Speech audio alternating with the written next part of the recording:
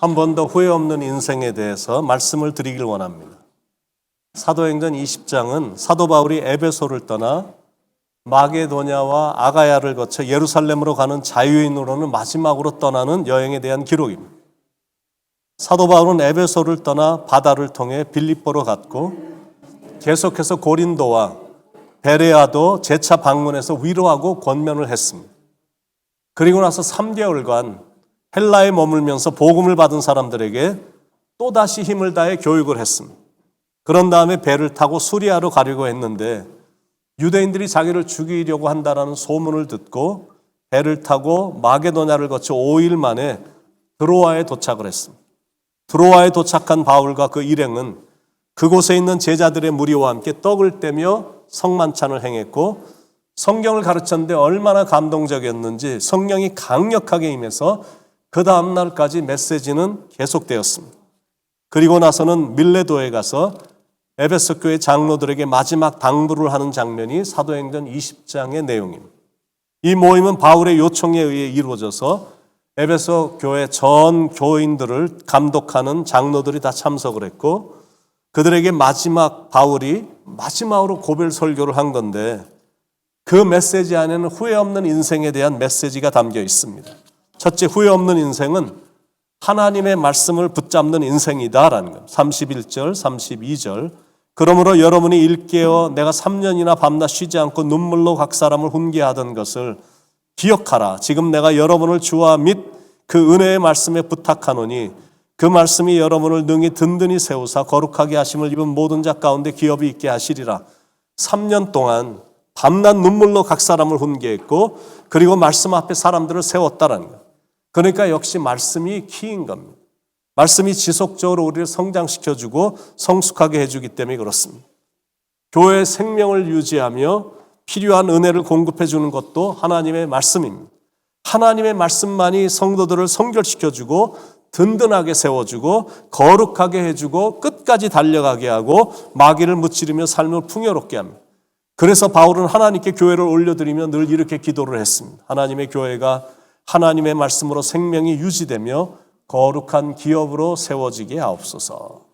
두 번째는 후회가 없는 인생이란 이익을 탐하지 않는 인생이다라는 33절, 34절. 내가 아무의 은이나 금이나 의복을 탐하지 아니하였고 여러분이 아는 바와 같이 이 손으로 나와 내 동행들이 쓰는 것을 충당하여. 바울의 떳떳한 고백은 뭐였냐면 나는 은이나 금이나 의복을 탐하지 아니하였다입니다. 아무리 영적으로 능력이 있고 설교를 잘하고 교회를 대단하게 부흥시켜도 물질적으로 탐을 내는 추한 모습을 보이면 나중에 후회밖에 안 남습니다. 그런데 그런 것으로부터 자유하면 하나님께서는 오히려 더 채워주시고 풍성하게 공급해 주십니다. 그런즉 너희는 먼저 그의 나라와 그의 의를 구하라. 그리하면 이 모든 것을 너에게 더하시리라. 이게 하나님의 원리고 성경의 원리입니다. 하나님의 일을 하면서 대접이나 받고 섬김을 받고 싶어 하거나 어떤 보답을 기대하거나 칭찬만 바라고 있거나 이득을 취하려는 행동을 하지 말라라는 것. 위로 올라갈수록 더 순수하게 섬기고 살든지 죽든지 그리스도만 존귀히 되는 삶을 살으라라는 겁니다.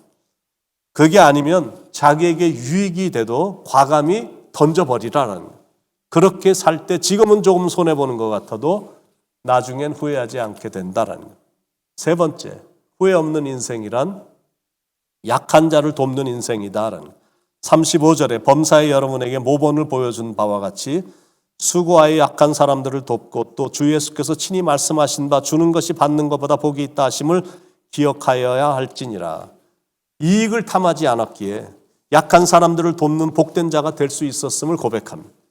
이런 삶을 살 때 후회 없는 인생이 된다는 것. 네 번째, 후회 없는 인생이란 기도하는 인생이다라는 것. 36절에 이 말을 한 후 무릎을 꿇고 그 모든 사람들과 함께 기도하니. 바울은 늘 기도했습니다.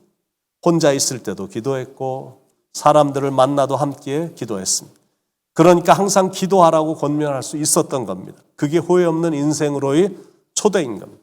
그래서 영적 교훈 첫 번째는 사람들에게 말을 많이 하기보다 하나님 앞에서 말을 많이 하라라는 거예요. 쓸데없는 말 많이 하지 말고 기도를 많이 하라라는 거예요.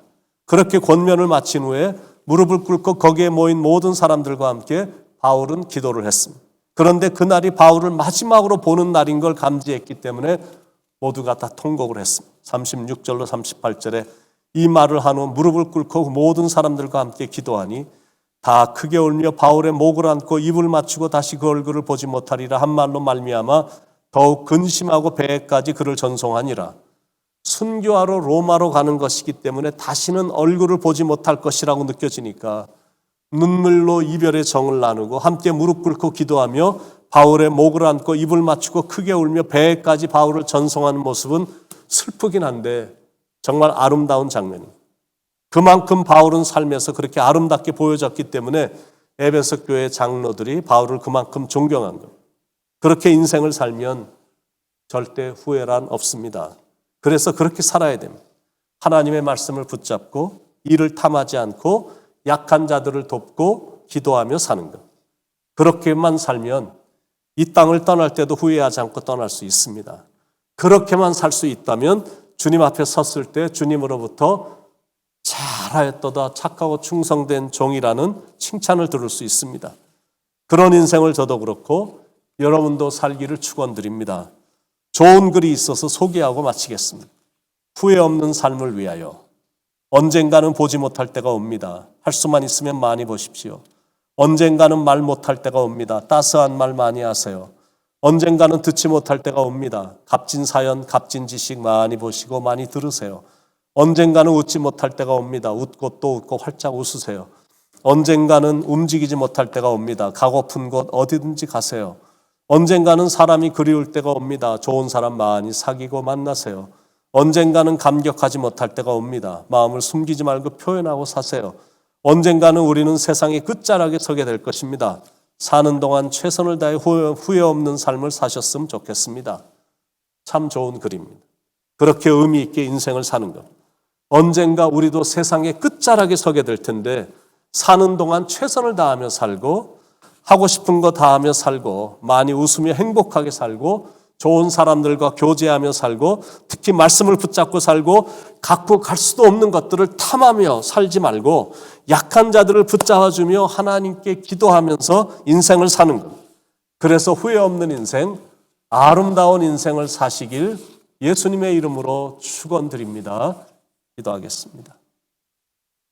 하나님, 후회 없는 인생 살아갈 수 있도록 오늘 주신 말씀을 마음에 새기며 그렇게 영적으로 깊이 들어가 어느 순간이 와도 나의 인생의 마지막 끝자락의 순간이 와도 지나온 인생을 돌이켜보며 땅을 치며 후회하는 인생이 아닌 지나간 인생을 돌이켜볼 때 하나님의 은혜가 정말로 컸노라고 하나님을 사랑한다고 고백하며 이 땅을 떠날 수 있을 정도의 이렇게 잘 준비된 삶, 참 아름다운 삶, 후회가 없는 인생을 살아가도록 성령님 인도해 주시옵소서.